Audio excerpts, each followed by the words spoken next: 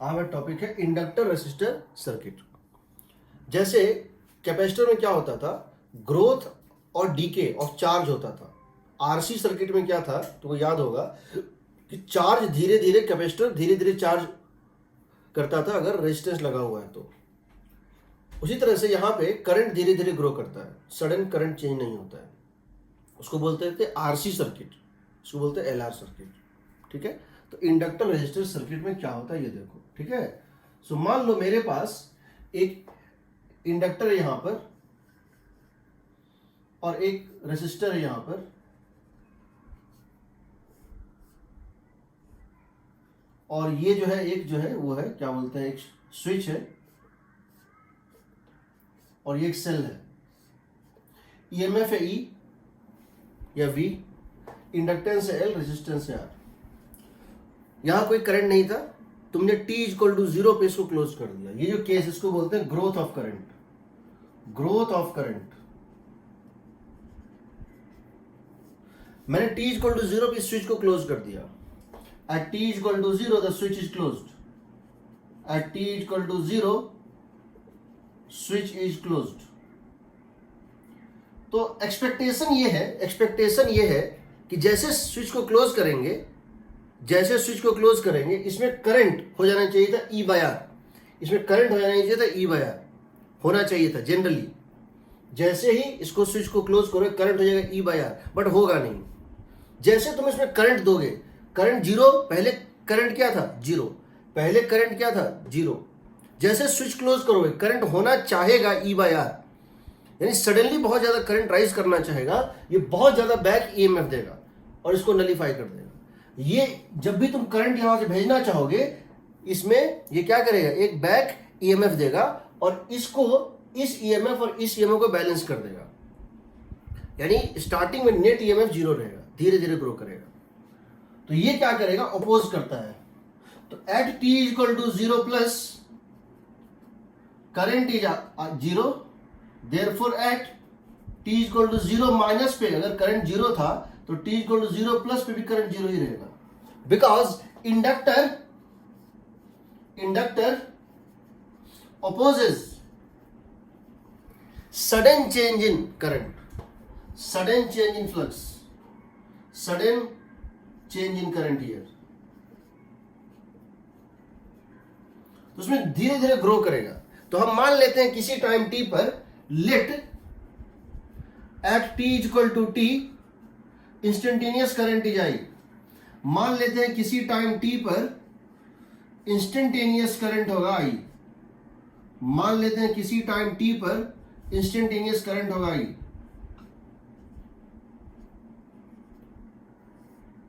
ये current flow कर रहा था, तो इस लूप में घूम जाते हैं। इस टाइम पर इंस्टेंटेनियस करंट था आई और जो ग्रो कर रहा था D I by D T, इसमें घूम जाते हैं। तो यहां से यहां जाएंगे तो क्या लिखेंगे, प्लस ई। यहां से यहां जाएंगे क्या लिखेंगे, प्लस ई। यहां से यहां जाएंगे क्या लिखेंगे, minus L D I by D T, minus L D I by D T, minus I R E zero. सही है ना, plus E minus L D I by D T minus I R is zero. तो यहां से हम लिख सकते हैं D I by D T is equal to, या डी आई बाय, यहां से D I by E minus I R is equal to D I by E minus I R is equal to D T by L. सही है, ये हम लिख सकते हैं। अब हम क्या करते हैं, इसको इंटीग्रेट कर देते हैं। अब इसको इंटीग्रेट कर देते हैं। देखो इधर आई है वेरिएबल और इस साइड टी है वेरिएबल, इंटीग्रेट कर देते हैं। हम इसको इंटीग्रेट करते हैं, जब टाइम जीरो था तो करंट कितना था, जीरो था। जब टाइम जीरो था करंट जीरो, जब टाइम टी है करंट मान लो आई है। तो जो इसको इंटीग्रेट करेंगे तो आएगा I is equal to E by R, 1 minus E to the power minus T R by L. हम इसको इस तरह से लिख सकते हैं, E by R 1 minus E to the power minus T by tau. हम इसको लिख सकते हैं E by R 1 minus E to the power minus T by tau, where tau is equal to where tau is equal to L by R. कितना? L by R. Tau is equal to L by R. L by R dimensionally समझो, power हमेशा dimensionless होता है। Base को dimension हो या ना हो, पावर जो होता है हमेशा डायमेंशन लेस होता है। ये होल क्वांटिटी डायमेंशन लेस है। इसका मतलब एल बाय आर का डायमेंशनल फॉर्मूला की जो है किसके इक्वल है? टाइम, जिसको बोलते हैं टाइम कांस्टेंट, बोलते हैं टाइम कांस्टेंट। इसका dimensional formula L by inductor by resistor का डायमेंशनल फॉर्मूला टाइम होता है, और एल बाय आर का यूनिट जो है सेकेंड होता है। तो ये तुम्हारा फॉर्मूला आ गया। तुम देख सकते हो at T is equal to zero, this is zero. At T is equal to infinity, this is E by R. तो यहां तुम क्या देख रहे हो? At T is equal to zero plus just after switching at T is equal to zero, I कितना है बताओ? जीरो। सही है? इसका मतलब है t is equal to zero पे इसमें करंट नहीं था। इसका मतलब है inductor is behaving like, inductor behaves like open circuit. Agreed? Current zero होने का मतलब क्या है? इंडक्टर को किससे रिप्लेस कर दें तो करंट जो है हो जाएगा जीरो। इंडक्टर को अगर काट दें, ओपन सर्किट कर दें तो करंट हो जाएगा जीरो। सही है ना? t is equal to zero plus पे इंडक्टर कैसा बिहेव करता है? Open circuit. At t is equal to infinity, steady state after long time, इसको बोलते हैं स्टेडी स्टेट। क्या बोलते हैं? Steady state. At t is equal to infinity, तो जब यहां डालोगे e to the power minus of infinity, ये टर्म हो जाएगा जीरो, हो जाएगा e बाय आर। करंट कितना हो जाएगा बताओ? e by R. इसका मतलब है, अब बताओ इसको किससे रिप्लेस कर दें तो करंट इसमें हो जाएगा ई बाय आर। अगर हम एक इंडक्टर को रिप्लेस कर दें किससे? शॉर्ट सर्किट से। तो इस बात का ध्यान रखना, at T is equal to zero plus, ये कैपेसिटर का उल्टा है। कैपेसिटर को याद करो, कैपेसिटर में स्विच क्लोज करते ही शॉर्ट सर्किट था। कैपेसिटर में स्विच क्लोज करते ही शॉर्ट सर्किट था, और इनफाइनाइट टाइम के बाद ओपन सर्किट था। यहां उल्टा होता है, स्विच क्लोज करते ही ओपन सर्किट, इनफाइनाइट टाइम बाद शॉर्ट सर्किट। ठीक? तो I is equal to I naught. तो यहां तुम क्या देख रहे हो? अगर तुम इसका ग्राफ देखो तो क्या मिलेगा तुमको? कि तुम्हारा ये करंट जो है, सर्किट में करंट जो है, सर्किट में करंट जो है, सर्किट में जो करंट है वो ग्रो करेगा। देखो t is equal to zero पे करंट था जीरो, और t is equal to infinity पे करंट क्या हो जाएगा? e by R. करंट को इनफाइनाइट टाइम लगेगा e बाय आर तक पहुंचने में। ये एक्सपोनेंशियल ग्रोथ फंक्शन है। यहां अगर तुम एक टेंजेंट ड्रॉ करोगे, यहां अगर टेंजेंट ड्रॉ करो, ये टेंजेंट इसको कहां मिलेगा? कहां मिलता था पहले?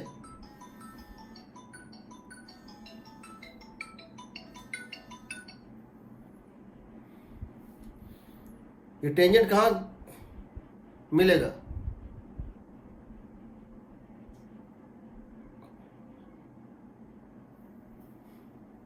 ये टेंजेंट इसको कहां मिलेगा? सो बताओ, कहां मिलता था बताओ? टाउ पे? हेलो? टाउ पे मिलेगा, यानी एल बाय आर पे मिलेगा। ठीक है? ये टाइम कांस्टेंट का डिफिनीशन होता है। t इक्वल टू जीरो पर अगर टेंजेंट ड्रॉ करोगे, ये जहां मिलता है वो होता है t बाय आर। तो यहां करंट धीरे धीरे ग्रो करेगा, सडनली ग्रो नहीं करेगा। एग्रीड? यहां कोई डाउट किसी को? यहां कोई डाउट किसी को?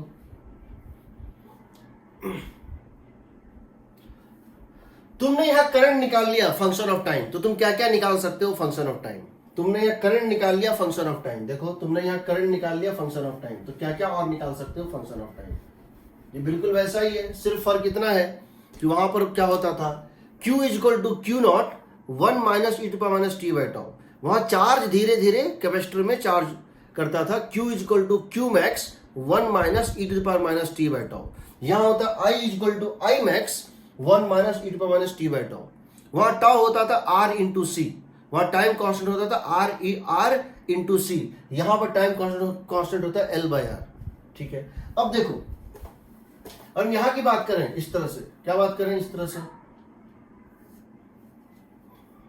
अब हम अगर हम करंट निकाल लिए हैं, हमारा करंट निकल गया है फंक्शन ऑफ टाइम, क्या था, E by R 1 minus E to the power minus T by tau, tau क्या था, L by R, L by R, T by tau, L by R. तो तुम निकाल सकते हो क्या क्या, पहला ये निकल, दूसरा तुम निकाल सकते हो power delivered by the cell, किस रेट से सेल वर्क कर रहा है, किस रेट से सेल वर्क कर रहा है, कितना आएगा बताओ, आई इंटू ई, ये होता है ना, पावर डिलीवर्ड बाय सेल होता है ईएमएफ इंटू आई, तो इसको ईएमएफ मल्टीप्लाई कर दो, कितना हो जाएगा, E square by R 1 minus E to the power minus T R by L, ये भी एक्सपोनेंशियल ग्रोथ जो है फंक्शन होगा। तीसरा, power dissipated as heat, power dissipated as heat, ये क्या होगा, आई स्क्वायर आर, किस रेट से हीट प्रोड्यूस हो रहा है, आई स्क्वायर आर, तो इसको स्क्वायर करके आर से कर दो, तो ये हो जाएगा ई स्क्वायर, इसका स्क्वायर इंटू आर, ये हो जाएगा E square by R 1 minus E to the power minus T R by L का होल स्क्वायर। ठीक है ना। Third, fourth, rate at which the energy is stored in the inductor, rate at which energy is stored in inductor, ये कैसे निकालोगे, तुम जानते हो एनर्जी स्टोर्ड इन इंडक्टर होता है हाफ एल आई स्क्वायर, तो rate of energy stored in inductor होगा D U by D T is equal to L by two बाहर 2i into D I by D T, होगा ना, ये और ये कट गया, so D U by D T हो जाएगा एल कांस्टेंट, आई को यहां से लिख दो E by R 1 minus E to the power minus T by tau, और D I by D T यहां से क्या आएगा, सो बताओ, यहां से आएगा D I by D T is equal to, D I by D T जो है that is going to be equal to E by L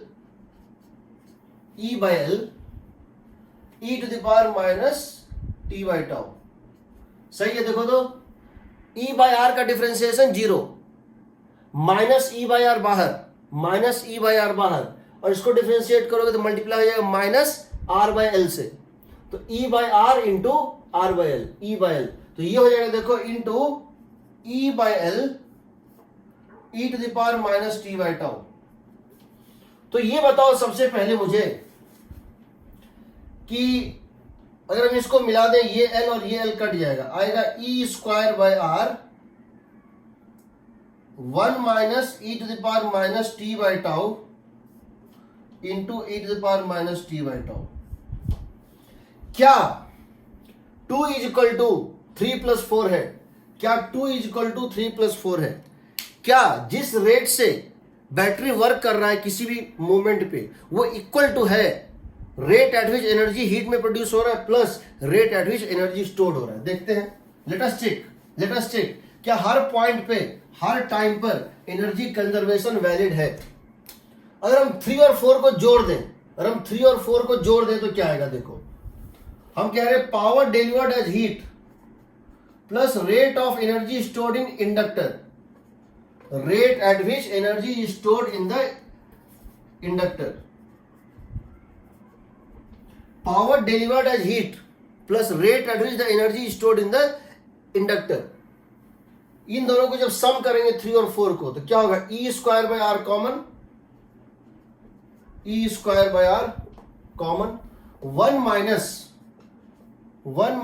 E to the power minus T by tau common, 1 minus E to power minus T by tau जो है common, तो यहां एक term बच जाएगा, कितना बच जाएगा, 1 minus E to the power minus T by tau plus यहां क्या बचेगा, ये तो कॉमन ले चुके हैं, ये बच जाएगा e to the power minus T by tau, e to the power minus T by tau. समझ रहे हो, यहां पे हमने जब इसको लिया, ये कॉमन, ये कॉमन, एक इसका पावर कॉमन, एक बच गया प्लस टी बाई, ये और ये कट गया।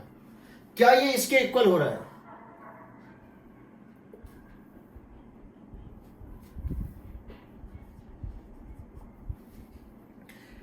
यानी अगर किसी मोमेंट पे बैटरी वर्क कर रहा है, बैटरी पावर सप्लाई कर रहा है, उसका रेट है 10 वाट, उसका रेट है 10 वाट। अगर किसी इंस्टेंट पे बैटरी पावर सप्लाई कर रहा है एट द रेट ऑफ 10 वाट, और अगर हीट प्रोड्यूस हो रहा है 6 वाट, तो जिस रेट से एनर्जी स्टोर हो रहा है उस इंस्टेंट पे वो है 4 वाट, वो है 4 वाट। ठीक, अब देखो ये जो फंक्शन है ये इंक्रीज कर रहा है, ये क्या हो रहा है, इंक्रीज कर रहा है। देखो 0 से ये इंक्रीज करेगा, ये भी क्या होगा, इंक्रीज करेगा। बट ये चीज देखो, पावर डिलीवर्ड इन इंडक्टर, ये इंक्रीज करेगा तब डिक्रीज करेगा, इसकी वैल्यू बढ़ती ही जाएगी 0 से इंफिनिटी तक, इसकी वैल्यू बढ़ती ही जाएगी 0 से इंफिनिटी तक। बट इसकी वैल्यू जब ये 0 होगा तब भी 0 होगा, और जब इंफिनिटी होगा तब भी 0 होगा। यानी power delivered in the inductor, समझो power delivered, power stored in the inductor, जिसकी वैल्यू क्या है, this into this, this into this, ये मैक्सिमम होगी कब, is maximum when this into this is 1, this into this is maximum, that means e to the power minus t by tau is equal to 1 by 2। समझ रहे हो,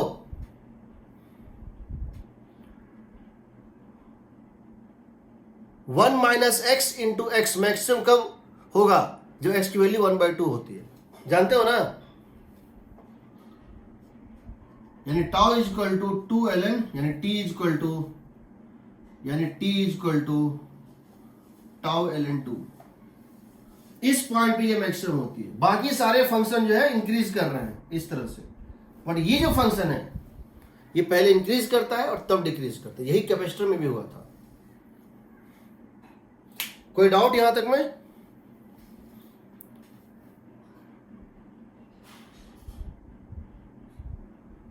कोई doubt यहां तक में? हेलो,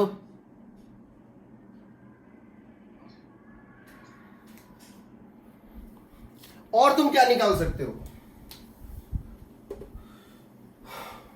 ये है D I by D T, ये है D I by D T. यानी तुम ये निकाल सकते हो, क्या निकाल सकते हो, तुम ये बता सकते हो energy stored in, sorry, minus L D I by D T, ये क्या होता है जी, what is minus L D I by D T? Minus L D I by D T is the potential difference across inductor, minus L D I by D T, और ये हो जाएगा देखो माइनस एल, और D I by D T तुम्हारा निकल चुका है, तुम्हारा D I by D T यहां से निकल चुका है, into E by L E to the power minus T by tau, minus E to the power minus T by tau. This is EMF potential difference in the inductor. ठीक, what is potential difference in the resistor? Minus I R, minus I R का मतलब है इसको multiply कर दो इस आई को are से, तो कितना हो जाएगा, E into 1 minus E to the power minus T by tau, इसको आर से मल्टीप्लाई कर दो दोनों साइड। तो देखो तो कि इसका मैग्नीट्यूड ले लो, तो क्या हम ये कह सकते हैं, इसमें जब हमने इसको बंद किया था, इसमें EMF E है जो कि कांस्टेंट है, इसमें EMF E है जो कांस्टेंट है। शुरू में इसके अक्रॉस E था, इसमें 0 था। शुरू में t इक्वल टू 0 पे देखो ये कैसा कर रहा भी है, माइनस ई, प्लस ई माइनस ई, करंट तो था ही नहीं। टी इक्वल टू 0 प्लस पे करंट था 0, यानी इसमें पोटेंशियल ड्रॉप नहीं था, इसमें ईएमएफ क्या था माइनस ई। कुछ देर के बाद ये हो जाएगा E/2 और यहां एक करंट ग्रो कर चुका होगा, जिसकी वजह से यहां से यहां भी होगा कितना E/2 का ड्रॉप, E/2 का राइज, E/2 का ड्रॉप, E/2 का ड्रॉप। फिर कुछ देर बाद धीरे धीरे ये अपना ईएमएफ घटाते जाएगा, ये अपना ईएमएफ घटाते जाएगा और इसमें वोल्टेज पोटेंशियल ड्रॉप बढ़ाते जाएगा।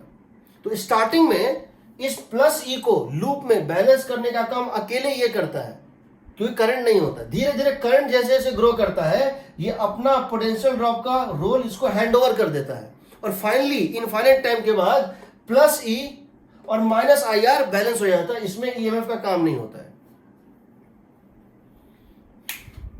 ठीक है, अब देखो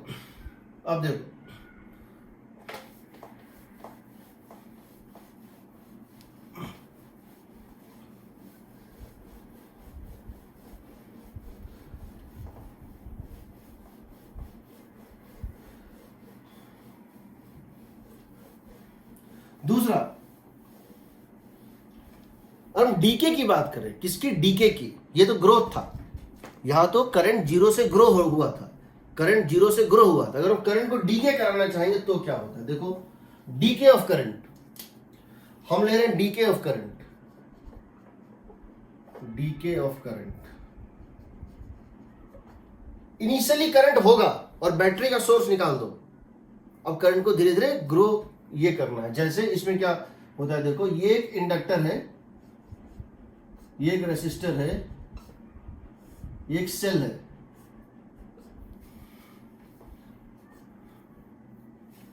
ये एक सेल है और ये एक इस तरह से है। ठीक है,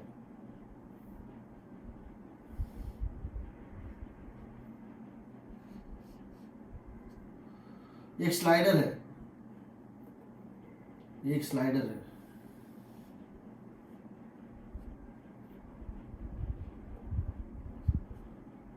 बहुत देर तक ये इस पे कनेक्टेड था, बहुत देर से ये इस पोजीशन में था, बहुत देर से ये इस पोजीशन में था, यानी ये लूप कंप्लीट था।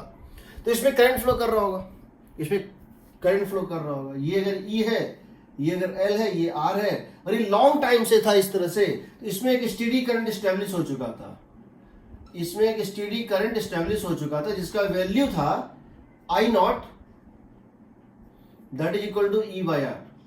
क्योंकि ये क्या बन चुका होगा, शॉर्ट सर्किट बन चुका होगा, एक मतलब वायर बन चुका होगा।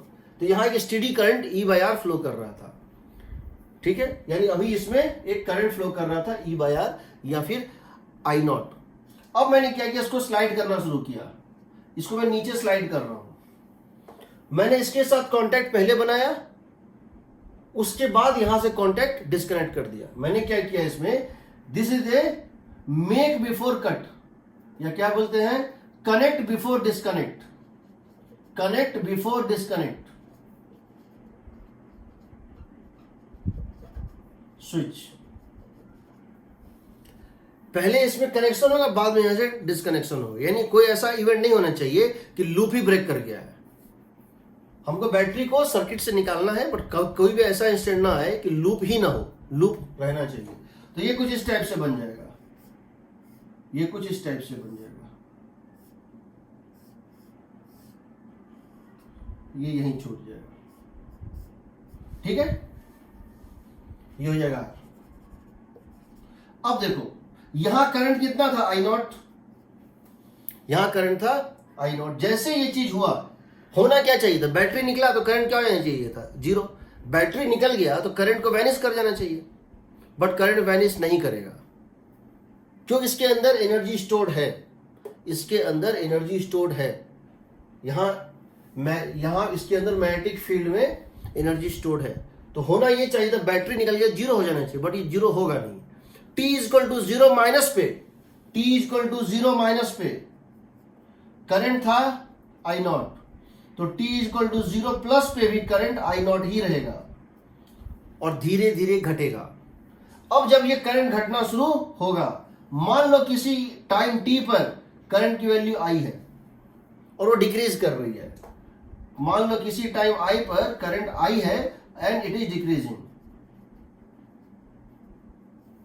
तो इस टाइम पर इक्वेशन क्या लिखोगे? इस टाइम पर इक्वेशन क्या लिखोगे? लिखोगे किसी इंस्टेंट पर करंट, तो लिखोगे minus L D I by D T, minus L D I by D T minus I R is equal to 0। यहां से आएगा D I by I is equal to minus D T into R by L. Integrate कर दो। जब time था zero तो current था I not.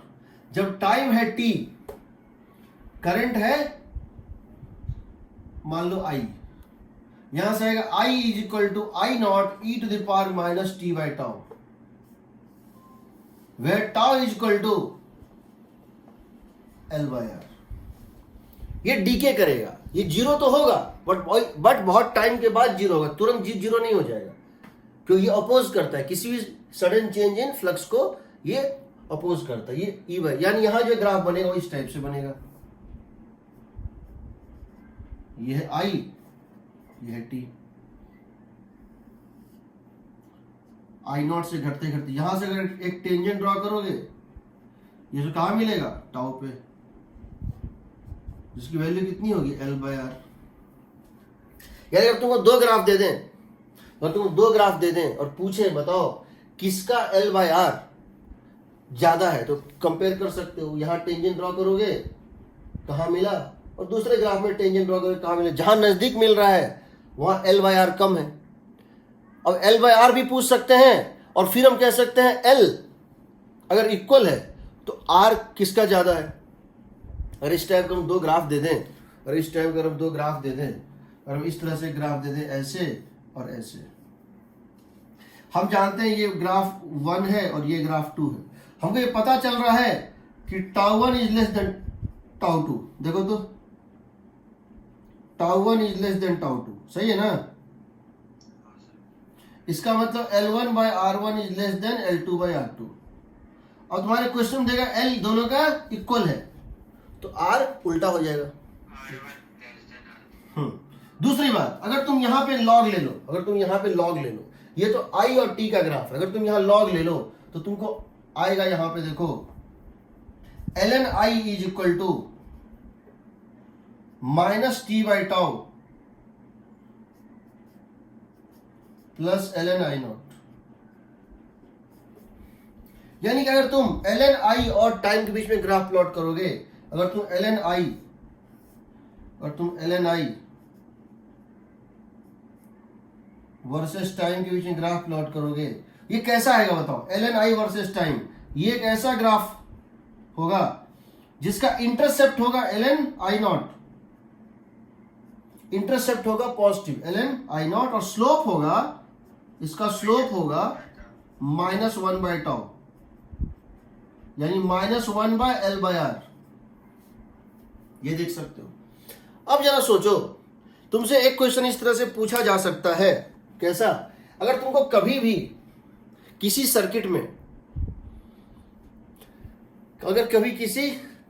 में, ऐसा हो, तुम यहां प्रूव कर सकते हो। क्या प्रूव कर सकते हो? तुम्हारा आया नहीं ये? चलो, तुम यहां क्या प्रूव कर सकते हो? हम अगर तुमसे ये जानना चाहते हैं प्रूव करने के लिए, प्रूव करो कि इनफाइनाइट टाइम में जो ये हीट प्रोड्यूस करेगा वो हाफ एल आई नॉट स्क्वायर होगा। समझ रहे हो?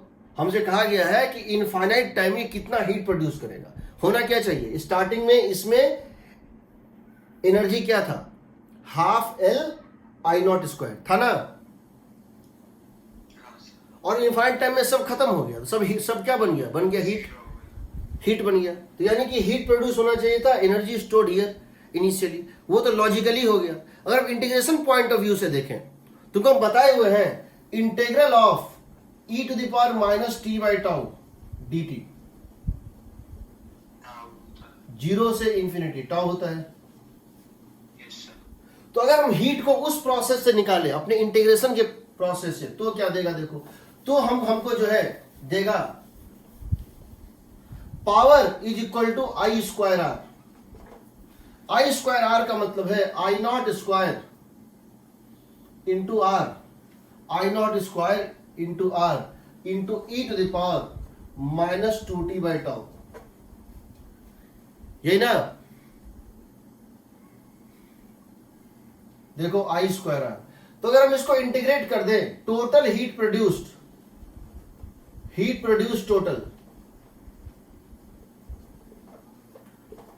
integral of p dt from 0 to infinity, and that is equal to I naught square r into क्या होता था, ये कितना हो जाएगा टाउ बाई 2, यही ना। यह टाउ कितना है जी, टाउ बाई 2 है, यह टाउ है टाउ, ये हो जाएगा I naught square R by 2। Tau क्या होता है, L by 2, L by R होता है ना। So that is half LI square. इसमें तुम बहुत सारी चीजें कर सकते हो, इसमें तुम बहुत सारी चीजें कर सकते हो, जो जैसे वहां किया था, और कोई फर्क नहीं है। जो मैंने चार्जिंग और डिस्चार्जिंग कैपेसिटर में बताया था, हम वैसा कर सकते हैं। और हमसे कभी क्वेश्चन इस तरह से पूछा जाता है, कभी भी कोई क्वेश्चन हो, हमसे कहा जाता है t इक्वल टू 0 पे तुमने स्विच को क्लोज कर दिया, ये एक सर्किट है,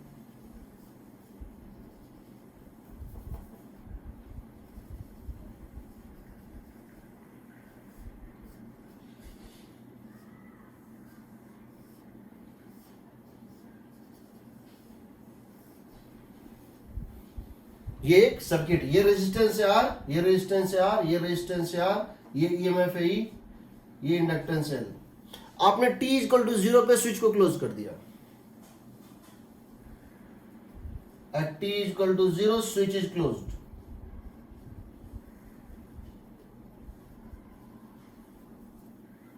करंट निकालना है हर एक ब्रांच में, करंट निकालना है हर एक ब्रांच में, कब, दो टाइम पे, t इक्वल टू 0 प्लस पे just after closing the switch, and t equal to infinity पे। Find currents at t equal to 0 plus and t equal to infinity means steady state, long state। तुम जानते हो t equal to 0 plus पे हर एक inductor open circuit बन जाएगा, हर एक inductor open circuit बन जाएगा। तो t equal to 0 plus पे तुम क्या करोगे, इंडक्टर को क्या बना दोगे, ओपन सर्किट। तो तुम्हारा सर्किट ये बनेगा,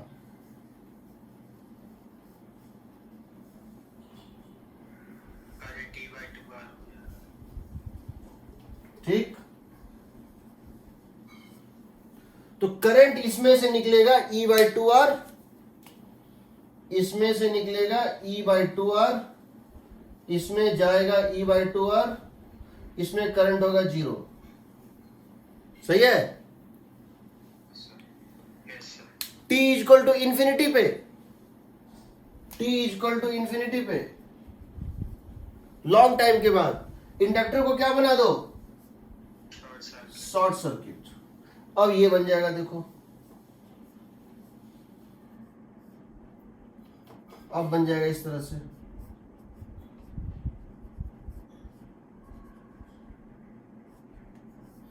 इनफैक्ट अगर इसमें कैपेसिटर भी दे देते हम कहीं कहीं तो भी कोई दिक्कत नहीं था। t इक्वल टू 0 प्लस और t इक्वल टू इन्फिनिटी पे कोई दिक्कत नहीं है। जहां जहां कैपेसिटर है t इक्वल टू 0 प्लस पे उस कैपेसिटर को बना दो शॉर्ट सर्किट और इंडक्टर बना दो open circuit. t equal to 0 plus पे कैपेसिटर जो है हो जाएगा शॉर्ट, वायर बन जाएगा, इंडक्टर कट जाएगा। t इक्वल टू इन्फिनिटी पे अपोजिट होगा, कैपेसिटर क्या बन जाएगा, ओपन, कट जाएगा, और इंडक्टर बन जाएगा शॉर्ट। अपोजिट नेचर होता है। तो तुम दोनों अगर वो भी दिया है तो तब भी निकाल सकते हो, क्योंकि दोनों केस में सर्किट में सिर्फ रेजिस्टर और सेल ही बच जाता है।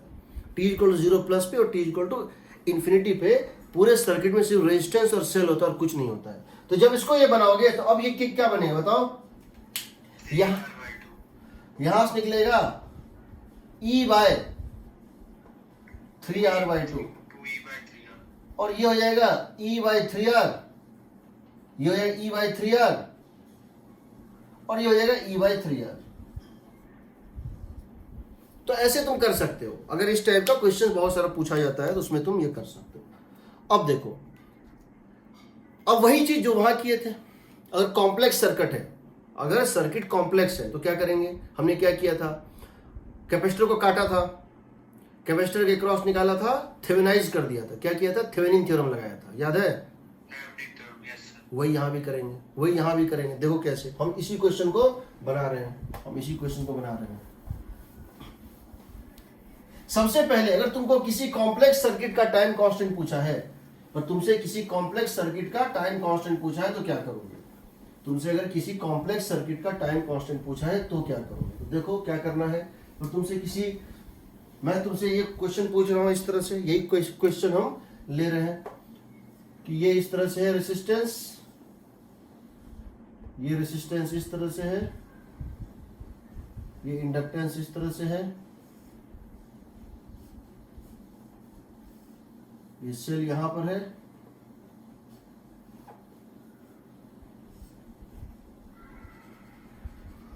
ये ऐसे आर आर आर ई, यह L, at T equal to 0 it is closed. आपने इसको क्लोज कर दिया, आपने स्विच को क्लोज कर दिया। आपसे ये पूछा गया पहला, what is the time constant of this circuit, what is the time constant of this circuit. तो क्या करना है, जिन दोनों पॉइंट में P और Q, क्या करना है, to find time constant, to find time constant of the circuit. हमको इस सर्किट का टाइम कांस्टेंट निकालना है। तो क्या करेंगे, सबसे पहले जितने भी सेल हैं आइडियल सेल, उनको क्या बना देंगे, वायर, ठीक है, जितने भी आइडियल सेल को बना देंगे वायर, क्योंकि हम क्या कर रहे हैं, इसको थेवेनाइज कर रहे हैं। थेवेनाइज का मतलब है P और Q के क्रॉस, हम क्या कर रहे हैं, P और Q के क्रॉस इसको एक सेल और एक रेजिस्टेंस में कन्वर्ट कर रहे हैं। हम P और Q के क्रॉस पूरे सिस्टम को एक बैटरी और एक रेजिस्टेंस में कन्वर्ट कर रहे हैं।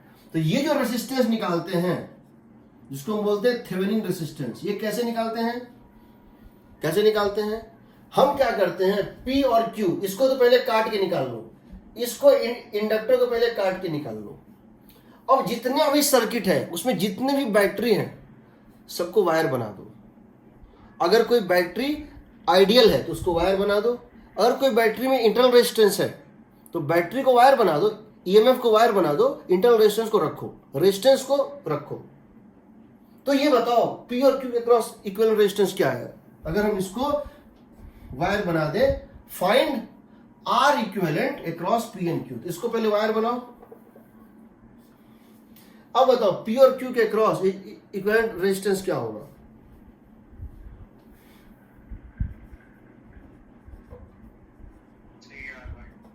बताओ। ये और ये पैरेलल, ये और ये पैरेलल, ठीक है ना। देखो P और Q के क्रॉस, इसको घुमा के यहां लेके चले जाओ, इस पॉइंट P को यहां ले आओ, तो यहां एक है, यहां एक पॉइंट है, ये और ये पैरेलल, ये और ये पैरेलल इसके साथ सीरीज है ना, 3R/2। इसका मतलब तुम्हारा जो टाइम कांस्टेंट आएगा वो होगा L/R इक्विवेलेंट। वहां क्या लिखते थे, R इक्विवेलेंट, क्योंकि अब हम यहाँ पे एक बार ये बन गया, हम यहाँ पे एक C डाल दिए। अब यहाँ पे हम क्या किए, एक L को बाद में ले आए, तो एक ही रेजिस्टेंस है, एक ही ईएमएफ है और एक ही इंडक्टेंस है, तो L/R। तो L/R का मतलब हो गया L/3R/2 हो जाएगा ना। तो अगर टाइम कांस्टेंट पूछा गया है तो तुमको ऐसे बहुत सारे क्वेश्चन मिलेंगे जहां पे टाइम कांस्टेंट ही पूछा गया है, तो वहां तुम्हारा टाइम कांस्टेंट निकल गया, ठीक है। टाइम कांस्टेंट निकालने का तरीका बड़ा सिंपल है। जिन दो पॉइंट के एक में, जिन दोनों पॉइंट जो एंड्स ऑफ इंडक्टर हैं, इंडक्टर को काट के निकाल लो, उन दोनों एंड के बीच में सर्किट का इक्विवेलेंट रेजिस्टेंस निकाल लो। उसके लिए जहां जहां ईएमएफ है उसको बैटरी, उसको एक वायर मान लो, और वो आर इक्विवेलेंट को यूज कर लो, एल बाई आर इक्विवेलेंट। वहां क्या करते थे, आर इक्विवेलेंट इंटू सी करते थे। ठीक है, पहली बात ये तुम्हारा निकल गया। अब तुम्हारा क्वेश्चन तो ये था नहीं, चलो ये अब तुम्हारा बन गया, टाइम कांस्टेंट तुम्हारा निकल गया, टाइम कांस्टेंट निकल गया। अब तुमको ये बताना है, टाइम कांस्टेंट निकलने के बाद अब तुमको ये बताना है, find the current in various branches as function of time. तुमको ये बताना है find the current in various branches, इसमें एज फंक्शन ऑफ टाइम। एक बार जब तुम्हारा ये निकल गया टाइम कांस्टेंट, तो सेकंड स्टेप तुम्हारा होगा, कोई भी ब्रांच में करंट निकालना हो, या डी बाई डी टी निकालना हो, या वोल्टेज निकालना हो, कुछ भी निकालना हो, A E to the power minus T by tau plus B bracket 1 minus E to power minus T by. तुमको लिखना है current I is equal to in any branch anything A E to the power minus T by tau plus B into 1 minus E to power minus T by tau. जहां पे तुम देख सकते हो, अगर तुम टाउ की वैल्यू, अगर टी की वैल्यू रखोगे 0, तो ये आएगा, ये value at T is equal to 0 plus and this the value at infinity, यही ना? ठीक है, सही है।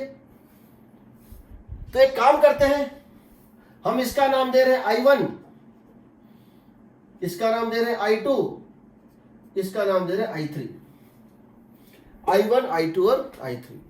हम t इक्वल टू 0 प्लस पे सर्किट डायग्राम बनाते हैं।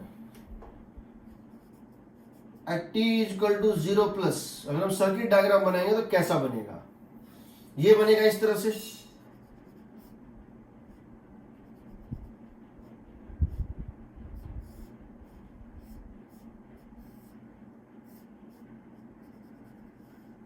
सही है?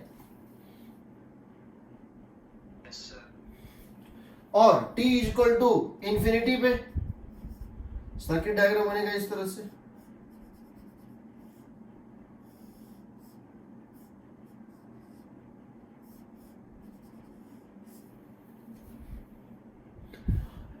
ये करंट कितना है, E बाई 2R, ये कितना है 0, ये कितना है E बाई 2R, ठीक है। ये कितना है E बाय 3R बाय 2, ये कितना है E बाय 3R, ये कितना है E बाय 3R। तो देखो I1 को लिख सकते हो सिंपली, I1 को लिख सकते हो, कितनी वैल्यू थी t इक्वल टू 0 प्लस पे, I1 की value t equal to 0 plus पे कितनी थी, E by 2R e to the power minus T by tau, tau तो तुम निकाल चुके हो पहले ही, प्लस इनफाइनाइट पे इसकी वैल्यू क्या है 2e by 3R 1 minus e to the power minus T by tau. I2 इस ब्रांच में t इक्वल टू 0 पे 0, ये खत्म हो गया, t इक्वल टू इंफिनिटी पे E by 3R 1 minus e to the power minus T by tau. I3 की value इसको देखो, t इक्वल टू 0 प्लस पे E by 2R e to the power minus T by tau plus E by 3R 1 minus e to the power minus T by tau. समझ रहे हो ना?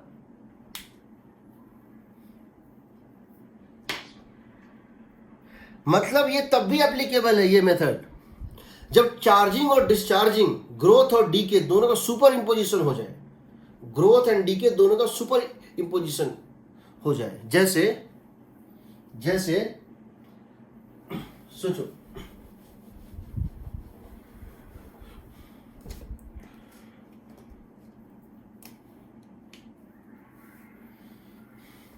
Question ये है, इरोडो का क्वेश्चन कुछ नहीं है, ये इंडक्टर है, ये रेसिस्टर है, और ये ईएमएफ है। बहुत देर से ये सर्किट कनेक्टेड था। ये रोडो का क्वेश्चन है, नंबर बता देंगे कौन सा है। बहुत देर से ये सर्किट कनेक्टेड था और ये इक्विलिब्रियम में था, ये सर्किट इक्विलिब्रियम में था, यानी इसमें करंट फ्लो कर रहा था कितना, I not is equal to E/R flow कर रहा था। तभी तुमने किसी मैकेनिज्म से इसके इंडक्टर को n टाइम्स कर दिया। Suddenly you change this inductor to n times. वो कैसे करते हैं, क्या करते हैं, इंडक्टर के भीतर एक सॉफ्ट रॉड जो है, आयरन का रॉड घुसा देते हैं। आयरन का रॉड जैसे घुसाओगे उसमें फील्ड मैग्नीफाई हो जाता है, तो उसको बोलते हैं रिलेटिव परमिबिलिटी। हम पढ़ेंगे मैग्नेटिक प्रॉपर्टीज ऑफ मैटर में। तो हम जैसे इसमें घुसा देंगे एक रॉड, उसका स्ट्रेंथ बढ़ जाता है। जो भी है, हमने L को सडनली क्या किया, कर दिया ईटा टाइम्स ऑफ L। अब क्या होगा, अब यहां पे चेंज शुरू होगा। अब यहां तो पूछा है क्या होगा, तो कुछ नहीं करना है, लिख दो I is equal to A e to the power minus t by tau plus B 1 minus e to the power minus t by tau। क्योंकि इसका स्टेडी स्टेट वैल्यू ये नहीं है, ये कुछ और होगा। अब क्या करोगे, ये बताओ इसका टाउ कितना होगा, पहले ये समझते हैं। इसका टाउ हो जाएगा ईटा एल बाय आर ना, हाँ ईटा एल बाय आर, सही है ना। जो नया सर्किट बना उसमें inductance value eta L by R, तो टाउ यहां और यहां आएगा ईटा एल बाय आर। दूसरा बी जो है, इनफाइनाइट टाइम के बाद इसका करंट कितना होगा बताओ, ई बाय आर। ठीक, t is equal to 0 plus पे जैसे तुमने इसमें रॉड को इंसर्ट किया, according to conservation of flux, क्या हुआ होगा बताओ। इसमें पहले फ्लक्स था L इंटू आई नॉट, था ना। और जैसे तुमने इसमें इसकी इंडक्टेंस को बढ़ाया, तो जिस तरह M1 V1 इक्वल होता है M2 V2, ये क्या हो जाएगा, eta times of L into I dash होगा ना। यहां से आ जाएगा I dash is equal to I not by eta. तो स्टार्टिंग में इसकी वैल्यू कहां थी, आई नॉट बाय ईटा थी। आई नॉट मतलब क्या है, ई बाय आर थी, आई नॉट डिवाइडेड बाय ईटा हो गई थी। चूंकि तुमने इसके इंडक्टेंस को मैग्नीफाई कर दिया था ईटा टाइम्स, इसका करंट डिमिनिश हो गया था 1 बाय ईटा टाइम्स। बस चला है, यही है इक्वेशन। ठीक, ये तुम देख सकते हो, हम बता देंगे कौन सा क्वेश्चन। उसी तरह से हम ये भी कर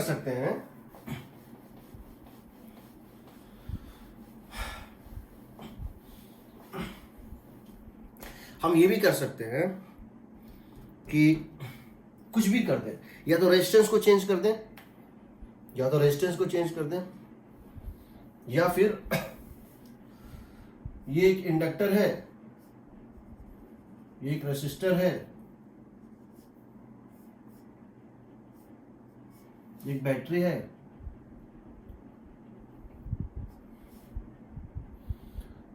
काफी देर से ये कनेक्टेड था, ठीक है। अब मैं इसको स्लाइड कराऊंगा,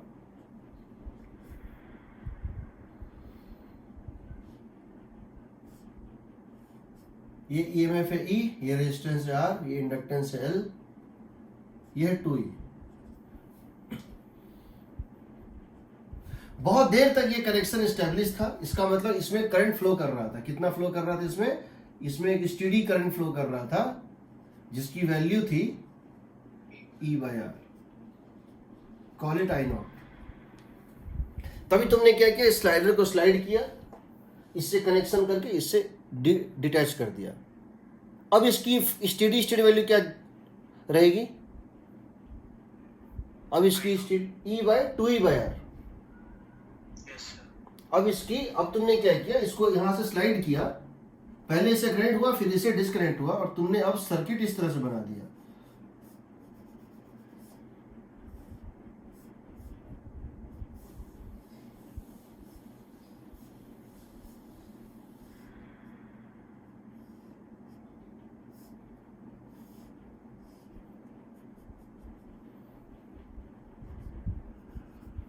सही है, ये है t इक्वल टू 0 प्लस पे। तो जो इक्विलिब्रियम पहले था स्टेडी स्टेट, अब ये स्टेडी स्टेट नहीं है, लेकिन अब स्टार्टिंग पॉइंट भी 0 से नहीं है। पहले से इसमें करंट फ्लो कर रहा था, कितना फ्लो कर रहा था इसमें करंट, इसमें करंट पहले से फ्लो कर रहा था, t इक्वल 0 प्लस पे भी I naught equal to E by R flow कर रहा था। अब इस ई बाई आर को ग्रो करना है, अब इस ई बाई आर को ग्रो करके कहां तक जाना है, 2e बाई आर तक जाना है। तो अब इसका इक्वेशन सिंपल हो जाएगा, I is equal to starting में e by R e to the power minus T by tau plus 2e by R, agreed.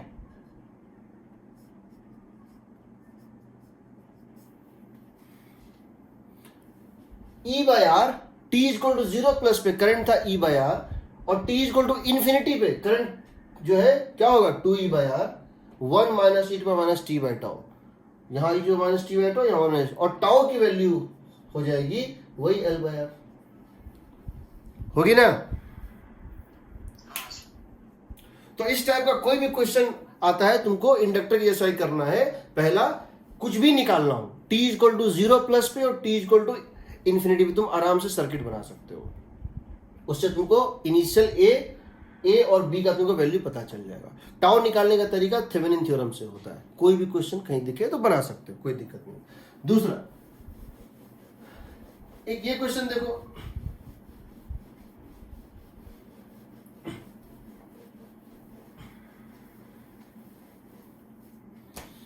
हम एक व्हीटस्टोन ब्रिज बनाना चाह रहे हैं इस टाइप से,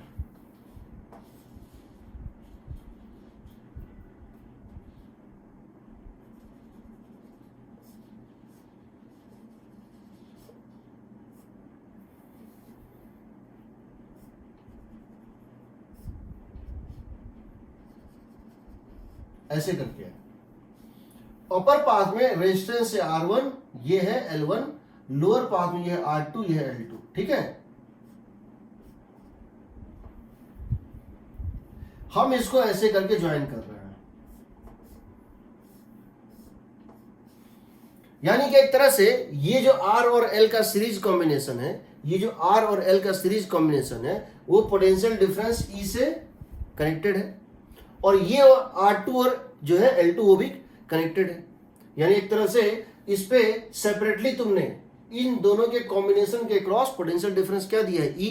ये एक अलग, ये जो है डिफरेंट टाइप्स ऑफ, ये RL है सीरीज RL, और ये भी क्या है, डिफरेंट है, ये RL सीरीज है, ये भी RL सीरीज है। हमको बताना है क्या कंडीशन होना चाहिए R1, R2, L1 और L2 में, ताकि P और Q हमेशा इक्विपोटेंशियल रहे।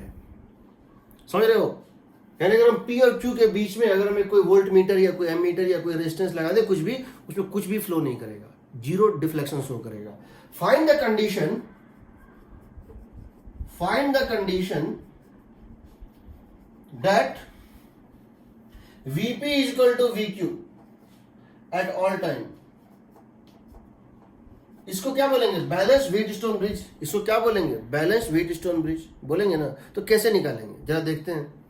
हम जानते हैं इसमें जो करंट फ्लो करेगा I1 और इसमें जो करंट फ्लो करेगा I2, तो इसमें करंट हो जाएगा I1 प्लस I2, होगा ना। ये I1 और ये I2, ये हो जाएगा I1 प्लस I2। I1 तुम जानते हो, I1 as function of time कितना होगा, I1 as function of time कितना होगा, I1 as function of time would be equal to, I1 as function of time would be equal to E by R 1 minus E to the power minus T by tau 1, यही ना, सही है। R1 सही है।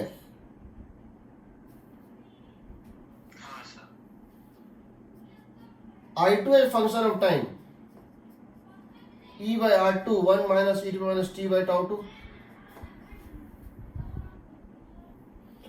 हमको क्या करना है, हम चाहते हैं यहां से यहां जाएं या यहां से यहां जाएं, हमेशा पोटेंशियल डिफरेंस सेम आए। हम चाहते हैं P और Q का पोटेंशियल सेम हो, हम चाहते हैं कि P और Q का पोटेंशियल सेम हो। तो हम क्या चाह रहे हैं बेसिकली, वी वांट, हम देखो, हम इस पॉइंट A से अगर P तक जाएंगे कितने का ड्रॉप होगा, I1 R1, VP is equal to VQ का मतलब है कि I1 R1 is equal to I2 R2, सही है। यहां से यहां ड्रॉप, यहां से यहां ड्रॉप, इसका मतलब है I1 इंटू R1 का मतलब है E, I1 इंटू R1 का मतलब E into 1 minus E to the power minus T by tau 1 is equal to I2 और R2 का मतलब है E into 1 minus E to the power minus T by tau 2। E और E तो cut गया, by 1 और 1 भी cut गया। E to the power T minus T by tau 1 is equal to E to the power minus T by tau 2। इसका मतलब है tau 1 is equal to tau 2। इसका मतलब है L1 by R1 is equal to L2 by R2। ऐसा होना भी चाहिए क्योंकि रेसिस्टेंस और इंडक्टेंस में फॉर्मूला सेम आता था सीरीज पैरेलल का, R1 बाय R2। पहले क्या करते थे, this by this equal to this by this. Resistance में क्या करते, this by this equal to this by this. यहां पे क्या है, this by this equal to this by this. R1 by L1 equal to R2 by L2 अगर है तो ये बैलेंस्ड व्हीटस्टोन ब्रिज की तरह बिहेव करेगा। ठीक है, this is balanced Wheatstone bridge. याद रखना, यहां का पोटेंशियल समय के साथ बदल रहा है। क्यों बदल रहा है, यहां का पोटेंशियल समय के साथ बदल रहा है। क्यों बदल रहा है, देखो ये बदल रहा है कि नहीं इस टाइम के साथ।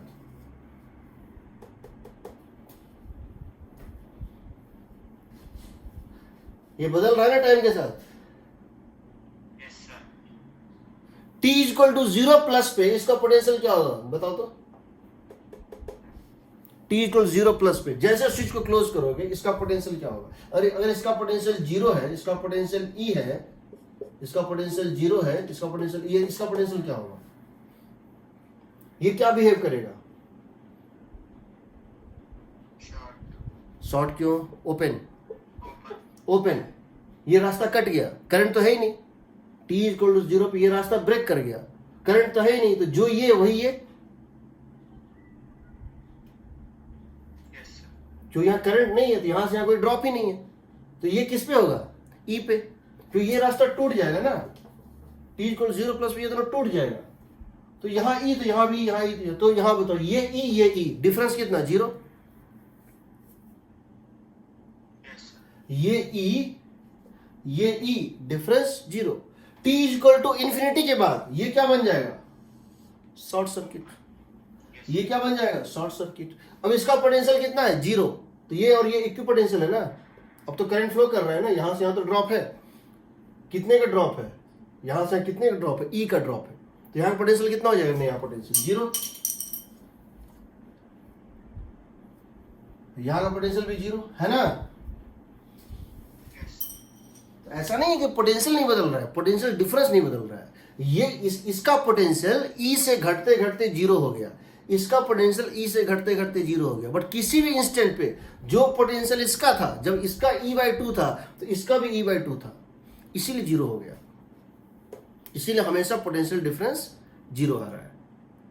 पोटेंशियल वेरिएबल है, पोटेंशियल डिफरेंस वेरिएबल। जब सिर्फ रहता था रेजिस्टेंस, यहां भी R, यहां भी R, यहां भी R, यहां भी R, तो पोटेंशियल कांस्टेंट होता था। समझ रहे हो ना। जब सिर्फ रेजिस्टेंस था तो अगर यहां अगर E/3 है, यहां E/3 है तो हर पॉइंट पे E/3 ही है, अगर सिर्फ रेजिस्टेंस वाला केस था।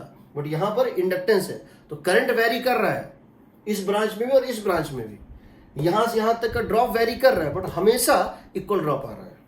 ठीक, तो ये इसका कंडीशन होता है, बैलेंस व्हीटस्टोन ब्रिज का कंडीशन। दूसरा अगर ऐसा ना होता, इसको उलट दे, RL और RL की जगह RL और LR दे दे तो क्या होगा, देखो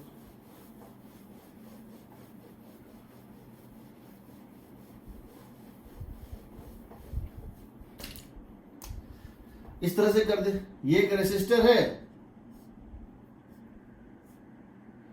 ये एक इंडक्टर है,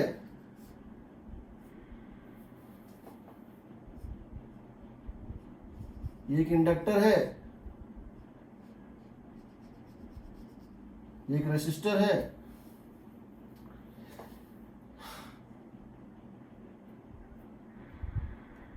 चलो ये है R, ये है L, ये है L, ये है R, इसको V वोल्ट से लगा दिया। क्वेश्चन पूछा गया है Vp माइनस VQ निकालो, Vp माइनस VQ निकालो, find Vp minus VQ as function of time.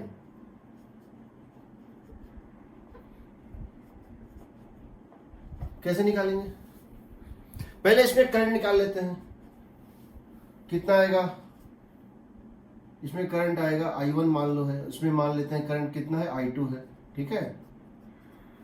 I1 की वैल्यू क्या होगी? E by R 1 minus E to the power minus T by tau, और I2 होगा E by R 1 minus T by tau. दोनों में same current flow करेगा ना, दोनों सेमी करंट फ्लो, क्योंकि टाउ दोनों का सेम है।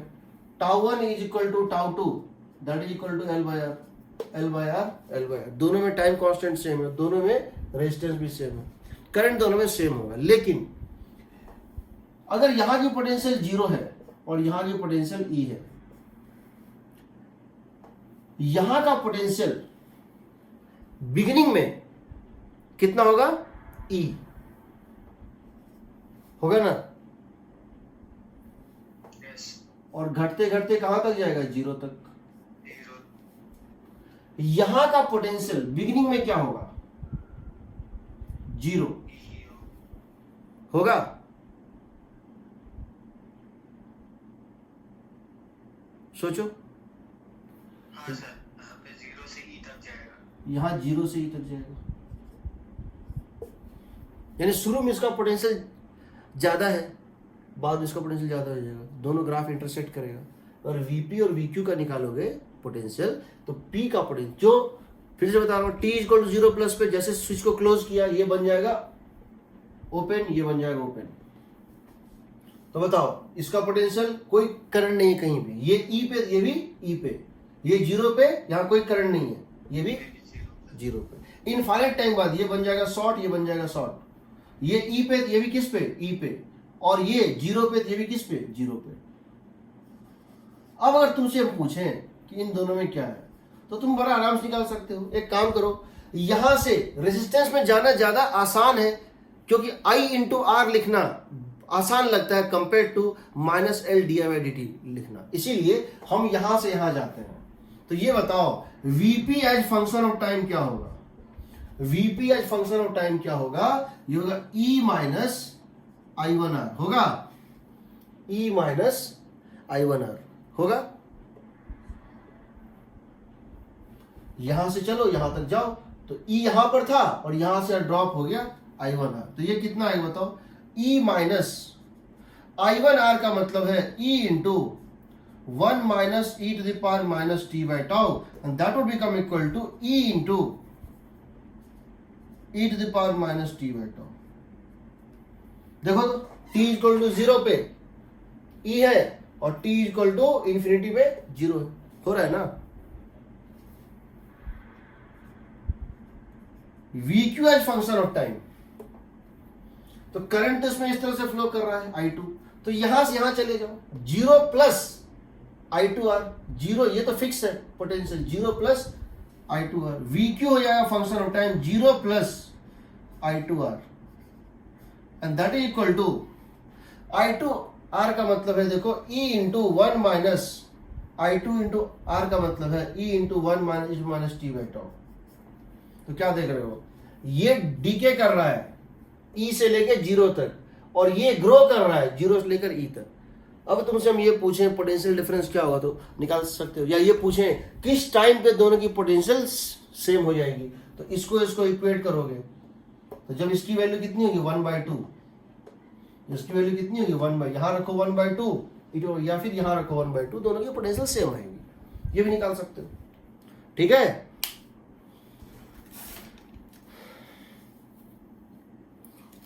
कोई डाउट? चलो नेक्स्ट,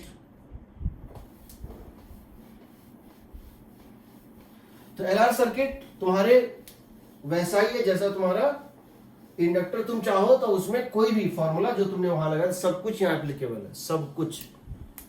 जितना एनालिसिस वहां के उतना यहाँ हम करते भी नहीं। जैसे अब ये देखो एक क्वेश्चन, ये एक रेसिस्टेंस है,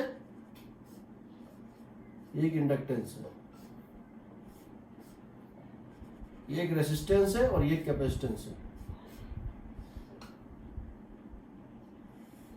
आपने इसको एक बैटरी से कनेक्ट कर दिया है।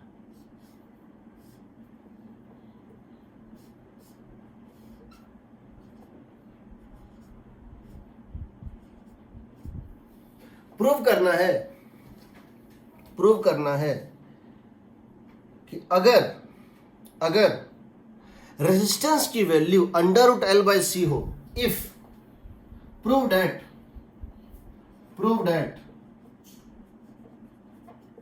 if resistance is equal to √L/C, और √L/C रेजिस्टेंस कैसे होगा? डायमेंशनली √L/C रेजिस्टेंस कैसे होगा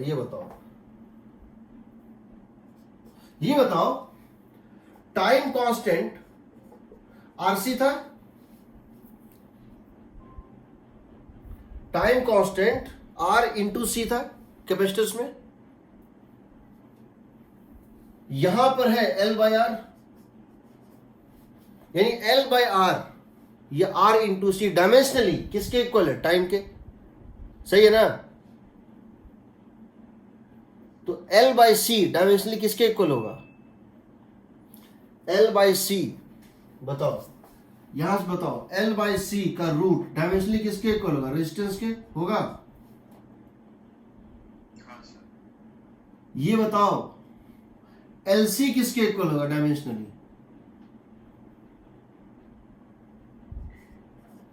T² के, दिस इंटू दिस LC। इसीलिए √LC होता है टाइम पीरियड, इसीलिए तुम्हारा LC ऑसिलेशन में टाइम पीरियड आया था √LC। जो भी है, अगर रेजिस्टेंस इसके इक्वल है तो प्रूव करो ये स्टेडी स्टेट में एक झटके में आ जाएगा। If resistance is this, prove that if resistance is this, then current I attains a constant steady value just after switch is closed। Generally इसको देख के लगता है कि करंट धीरे धीरे ग्रो करेगा, इसमें भी और इसमें भी करंट धीरे धीरे ग्रो करेगा, इसमें भी करंट धीरे धीरे ग्रो करेगा, इसमें करंट धीरे धीरे ग्रो करेगा और इसमें करंट धीरे धीरे डिके करेगा। ये होगा ना, इसमें करंट धीरे धीरे ग्रो करेगा और इसमें करंट स्टार्टिंग में ज्यादा होगा और इंफिनिटी में 0 होगा। ऐसा लग रहा है कि यहां भी जो है, जो I है वो समय के साथ ग्रो करेगा। ऐसा नहीं होगा। अगर R की वैल्यू इतनी है, एक झटके में ही अपना वैल्यू ले लेगा। कैसे?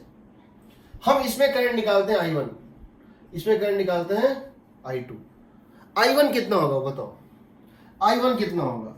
I1 would be equal to E/R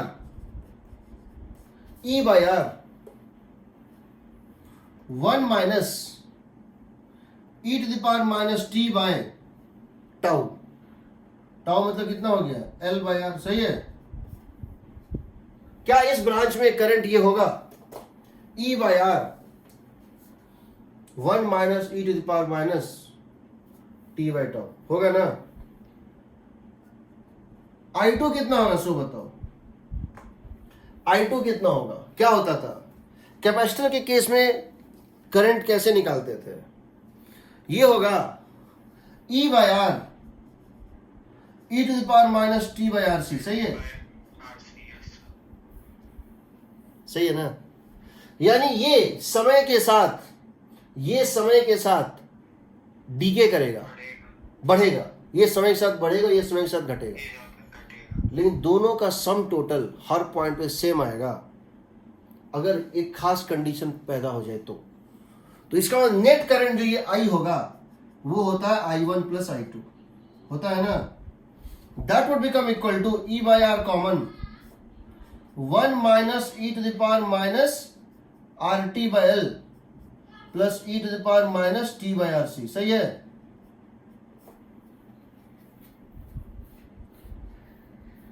अगर ये और ये कैंसिल हो जाए, अगर ये और ये कैंसिल हो जाए, इसका मतलब है e बाय आर के कंपैरिजन में ये जितना कम है, e बाय आर के कंपैरिजन में ये जितना कम है, e बाय आर के कंपैरिजन में हमेशा ये उतना ही ज्यादा है। समझ रहे हो? ये दोनों कट जाए, इसका कंडीशन क्या है? ये दोनों कट जाए, इसका कंडीशन क्या है? These two cancel out, ये और ये कट जाए, इसका कंडीशन क्या है? They cut. This is equal to e by r into 1 if this is equal to this. That means if r by l is equal to 1 by rc. सही है ना? If r by l is equal to 1 by rc, यानी r is equal to कितना? Under root l by c. सही है?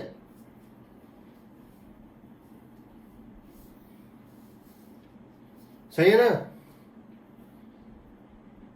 Yes sir. अब ये बताओ, अगर ये कंडीशन है तो क्या इसमें करंट कांस्टेंट है कि इसमें करंट कांस्टेंट है कि इसमें करंट कांस्टेंट है? ये करंट तो हर पॉइंट पे सेम आएगा तुमको। देखो इंडिपेंडेंट ऑफ टाइम आएगा, क्योंकि जो टाइम का दो फैक्टर थे वो कट गया, तो टाइम पे डिपेंडेंट ही नहीं रहा, ये तो फिक्स हो गया। बट ये दोनों टाइम के साथ चेंज हो रहा है, इन दोनों का सम कांस्टेंट है, इन दोनों का एडिशन कांस्टेंट है, इंडिविजुअली दोनों कांस्टेंट नहीं है। ये अगर किसी टाइम पर I naught minus I H function of T है, तो ये किसी टाइम पर I naught plus I H function of T है। मतलब टाइम के साथ दोनों चेंज हो रहा है, लेकिन जिस अमाउंट से ये चेंज हो रहा है, जिस अमाउंट से ये कम है, I1 जिस अमाउंट से घट रहा है उसी अमाउंट से ये बढ़ रहा है, इसीलिए कैंसिल आउट हो जा रहा है। सही है? कोई डाउट?